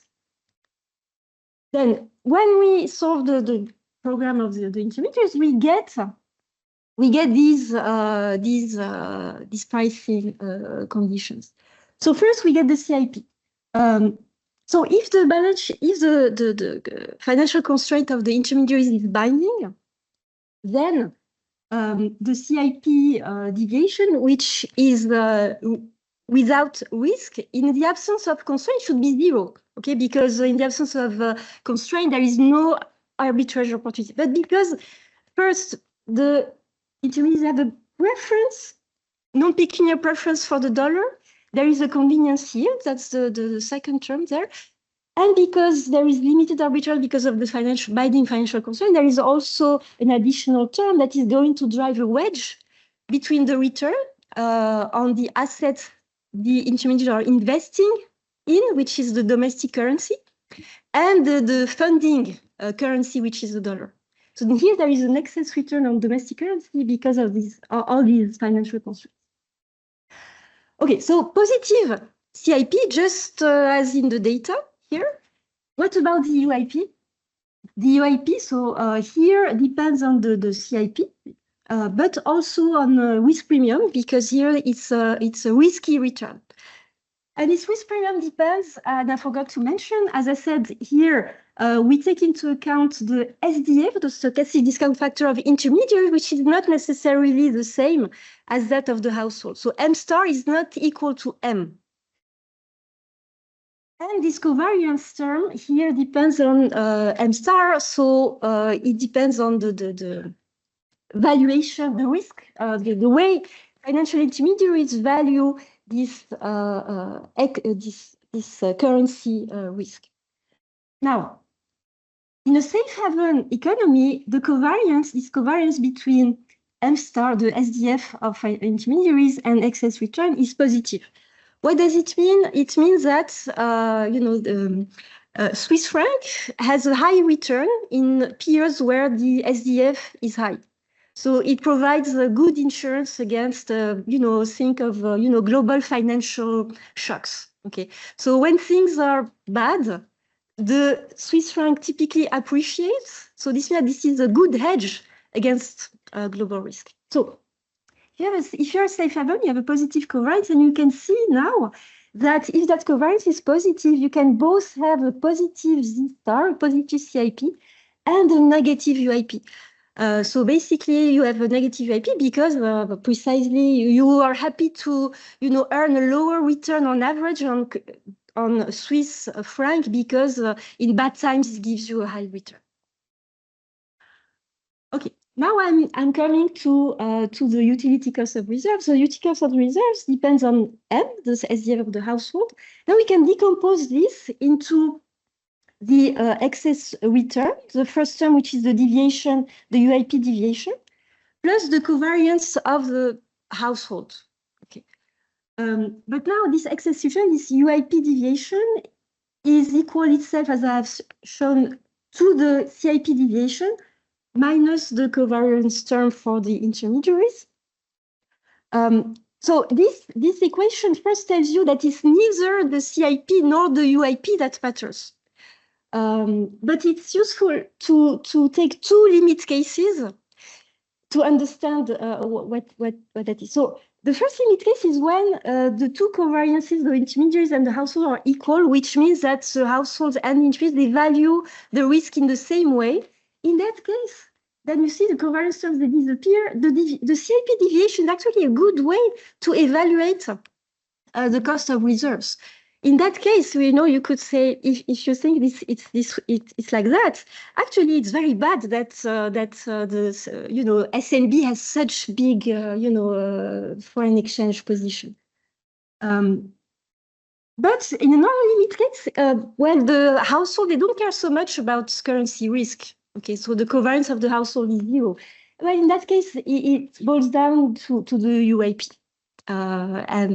If you don't care about risk, you're happy to invest in an asset that gives you a high return on average relative to your domestic rate. So where does reality lies? It lies between these two cases. And what we did, we tried to measure these two covariances. CIP is very small, so we neglect it, and we try to compare the covariance of the households and the covariance of the intermediaries. The covariance of the intermediaries we build on recent literature on intermediary asset pricing, where many people have shown that a good way to price asset returns actually is not the SDF of the household using consumption, but it's the SDF of intermediaries using the net worth of financial intermediaries. So we measure that. We measure the SDF of the Swiss and German household using real consumption. Okay, because we aren't trying to price using that, but to evaluate welfare. Okay, but pricing we do with the intermediary asset price. Okay, so bottom line. Really, it's, you should look at post-GFC. Post-GFC, so second line here, so here is the covariance of the intermediaries. It's positive, clearly positive. Whereas if you take the covariance of the household, which is really at the right of the table, it's 0 after 2010. Same for, so that's for the Swiss households, and for the Japanese household, it's the same. What it means is that both for Japan and Switzerland, actually, the difference in covariance is positive, which means that intermediaries value the currency risks much more than the domestic household in both countries. And in Switzerland, actually, it's not distinguishable from 0. So UIP is a good measure, actually, not such a bad measure. It's a good proxy of the cost of reserve. In that case, if you take the UIP, reserves are not a cost, they are a gain on average. Okay, so there's a benefit from all this. Let me skip just here. You can look at what's the optimal for the central bank. What's optimal for the central bank is not to to actually accumulate foreign reserves, but not to the point where you completely kill the cow.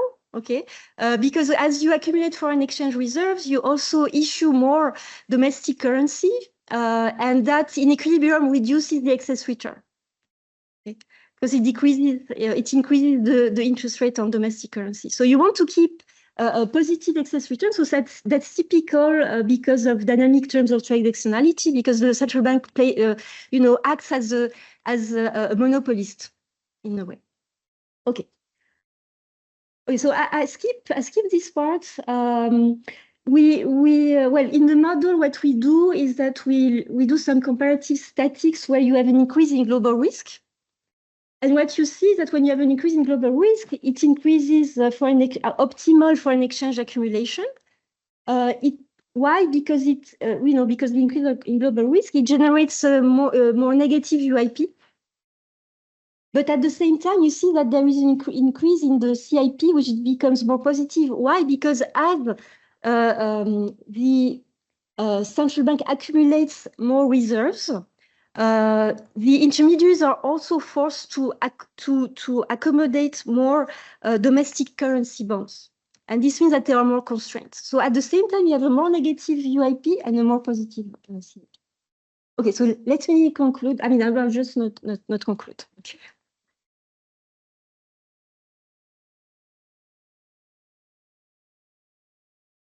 Thank you, Kenza. And the discussant is Wenqian Huan from the Bank for International Settlements.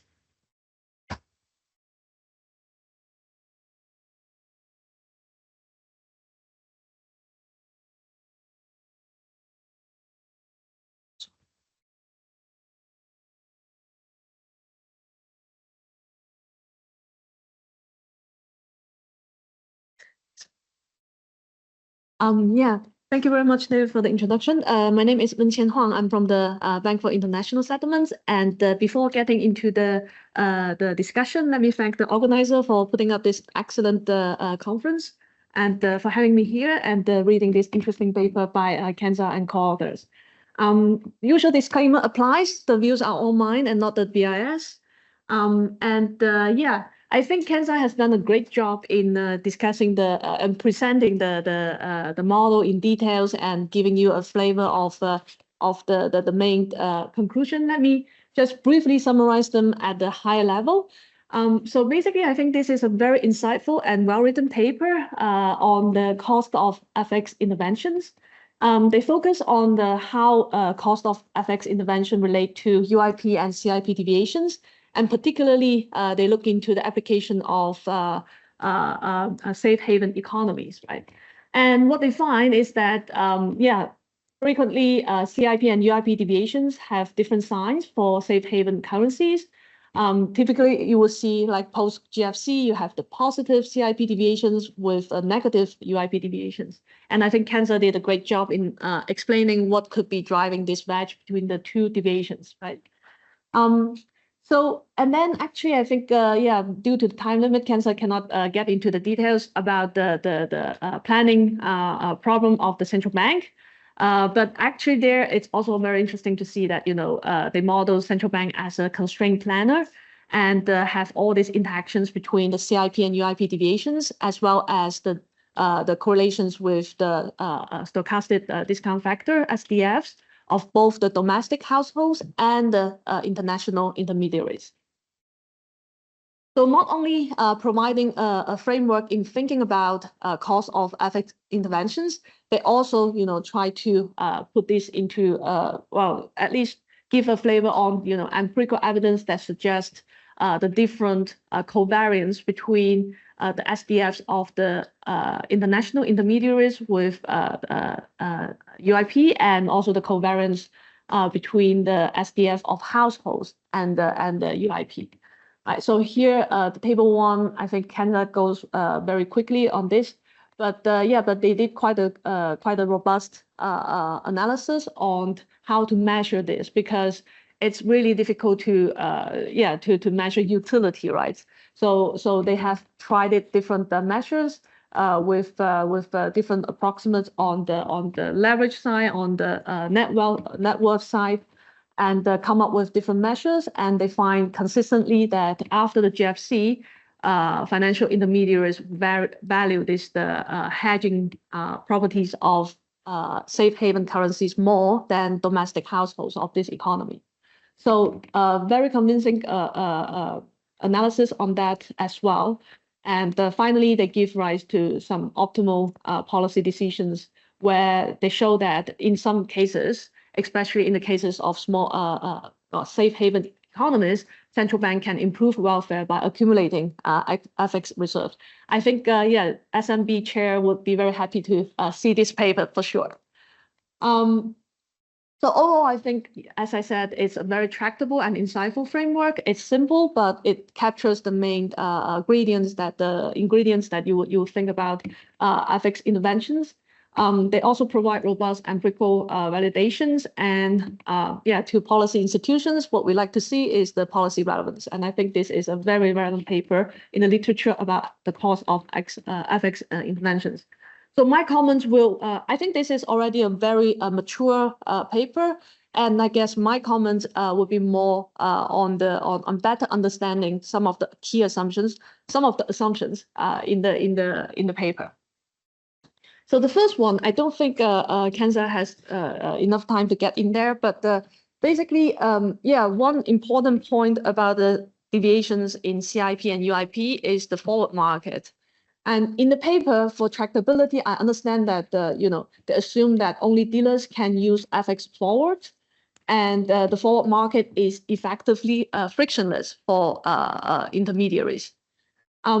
But if we look into the statistics, then what we find for the latest triennial FX survey from 2022 is that the non-dealer intermediaries, or the non-dealer financial institutions, they actually are the majority participants in the outright forward market. So in that sense, yeah, it's not only the dealers that are using forwards, but also corporates and other financial institutions are using forwards frequently. So I guess, if the households are allowed to arbitrage the CIP deviations, would it be the case that, the domestic SDF would be more correlated to the excess return? So I don't think it will overturn your main conclusion, but I guess that would place some restrictions on the parameter space and worthwhile some more discussions. And yeah, in terms of the frictionless of forward market for dealers, well, I do agree that forwards do not involve transfer of funds ex ante. So typically, you will think that, yeah, there's no cash flow exchanges between counterparties in forward. But I would still say that because of the counterparty risk and the attendant regulatory constraints, I don't see forward markets frictionless. Actually, I think in the literature, the CIP deviations, there's some empirical evidence suggesting that the CIP deviations are strongly associated with frictions in FX forwards and swaps market, right? So basically, if you are familiar with the literature there, then yeah, Wen Xindu and her co-authors have shown this striking patterns of quarter-end effect, showing that every time when it gets to the end of the quarter, then due to regulatory constraints, some part of the dealer banks have to pull back, and that leads to this striking CIP deviations at quarter end. So again, I don't think this is a killer to your conclusions, but I think some discussions would be useful here as well. So my second comment is about the negative rates in safe haven economies. As we can see, from the policy rate at least, both Switzerland and Japanese yen, both Switzerland and Japan have experienced a long period of negative rates. Still striking that Japan is still in the negative domain nowadays, right? So I'm not sure why you would need the ZLB assumption in the model. Maybe that has some effect on the household or on the policy responses there. But yeah, to me, it's more natural to think of yeah, negative rates, especially in the case of safe haven currencies. And then finally, my last comment is about the covariance differentials in this table 1. Right, so in table 1, you show that the covariance differential vary over time significantly, like basically before the GFC. Yeah, the signs are flipped versus after GFC, right? So, and I think this differential is a key component to determine the utility cost or benefit of FX intervention. So I guess, at least you can break down all these measures of the covariance differential into time series. And I would presume that the time series variation mainly come from the excess return, because I would think that the others, the SDFs, they are typically like slow-moving variables. So I'm wondering whether, and we know that the excess return, they are quite volatile, let's say, in stress state.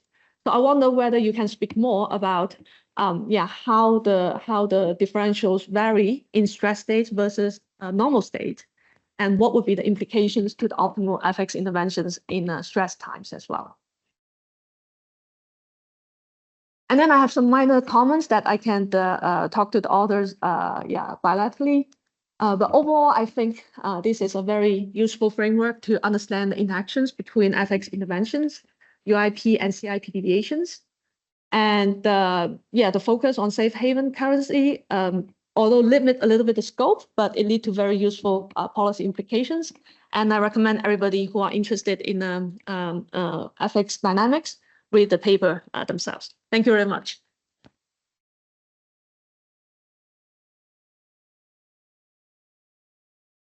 Thank you, Wenqian.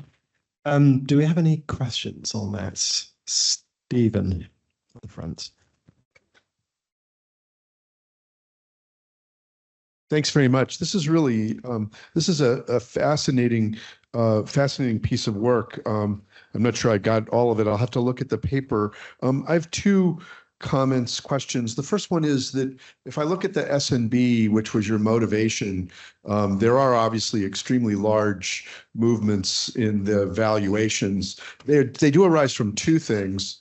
They arise from actually returns as well as mark-to-market returns, as well as exchange rate movements. So I actually think of it more as sort of a sovereign wealth fund for Switzerland that's been accumulated in order to meet certain domestic objectives. So my question on that part is, what about the return that they're receiving on their non-bond investments, because they're invested primarily not in bonds?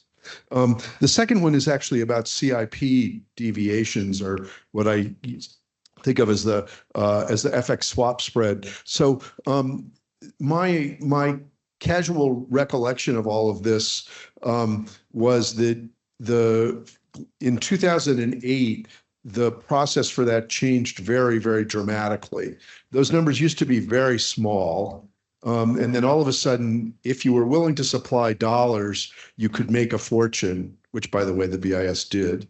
But that making a fortune was required that you take counterparty risk, because you needed a contract with a counterparty, which was a financial intermediary. And in November of 2008, that was maybe something that made you a little bit nervous. Now, apparently, and I should also point out that so keeping those positions, holding them, is not free. There's counterparty risk, and there also is collateral. There also are collateral requirements. These are not centrally cleared instruments. Only a very small percentage of FX is centrally cleared. So my question for you is, how does your model work if there is FX, if there's risk rather than the constraints that you impose? Okay, and Andrea? Yeah, very nice paper. Just a quick question on the measurement of the covariances. If I understand correctly, the measures that you have are unconditional. I was wondering if you thought about measuring also conditional some shocks, because I guess, if we think of the word as multi-shocks, it's not obvious that they're always going to move in the same direction, and what the implications would be.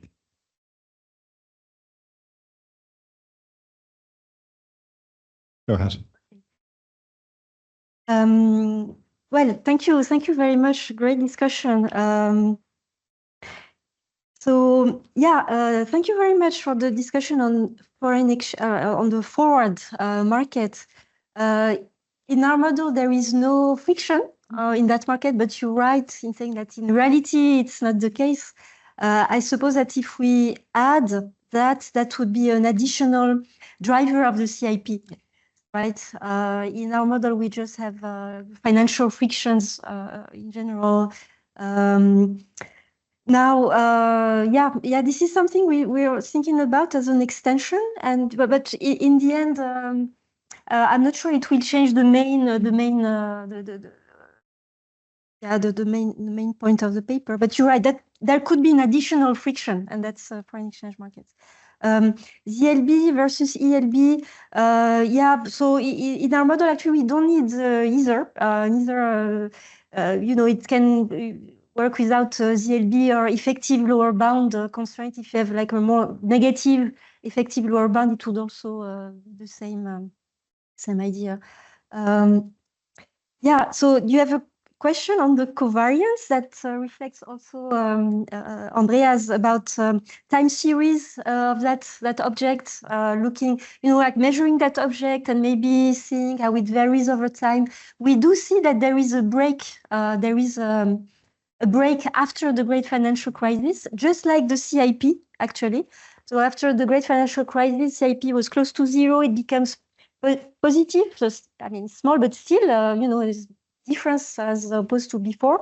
And same for UIP. So it would be interesting to think, you know, our model has, you know, they are linked in our model, you know, because if you have more risk, you have more UIP, but also the intermediaries, they have to channel more, you know, they have to have bigger balance sheets to accommodate, you know, like the, you know, for instance, they want to invest more in Swiss francs, so they have to increase their balance sheet. And that also, in our model, that comes from the fact that this makes their financial constraints more binding. So it's more costly to have big balance sheets. When there is, we want to have bigger balance sheets. So at the same time, you have bigger UIPs and also bigger CIPs. And one of the, you know, this is not our paper, but in the literature, one of the main reasons why you have this structural break after the GFC is the regulation, bank regulation. This is what, this is the reason people have forwards capital, you know, capital restrictions. Yeah, so the banks are not as free as before to take, you know, these big balance sheet positions. Yeah, on the safe haven motivation, you're right. I think it's a bit limiting. This framework can be used also to think about countries that are not safe havens. In that case, you also want to evaluate what is the cost of reserves. And I think we have a framework that can also be used for other advanced economies. For emerging economies, you have to think also of sovereign risk as well. But yeah, yeah, I believe you can actually easily extend the framework. Yeah, you're right. SNB, it's not only foreign currencies. There's a lot of equity. Yeah, we can't say much about that, but I'm sure that you know, the UIP measures currency risk and not risk vis-a-vis the other items of the balance sheet. But I think we could think of, you know, like a broader measure that combines expected. If you think of like real life balance sheets, you should take into account the items of the balance sheet and expected returns vis-a-vis those other returns. I haven't thought of how to measure that, but I think that would be, you know, an interesting way to go forward. Yeah. I think these other items, the question is, do we have a discrepancy between pricing and valuation and welfare as we have here? It's not clear to me, but I think it's very, very interesting question. Also, in terms of, you know, making our framework more, I mean, broader, you know.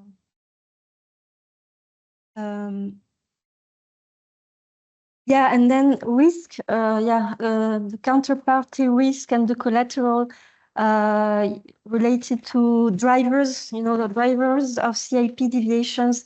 Yeah, I would have to think about it. But all these things are linked, you know, like more risks. You know, you have like you know, I think it's also financial concepts are all linked, so it's difficult, I think, to disentangle. But that speaks also to Nina's paper, so I think there is a lot to think about here. Yeah. Thank you. Wonderful. So let me just thank the speakers and discussants for an excellent first panel. Wonderful discussion.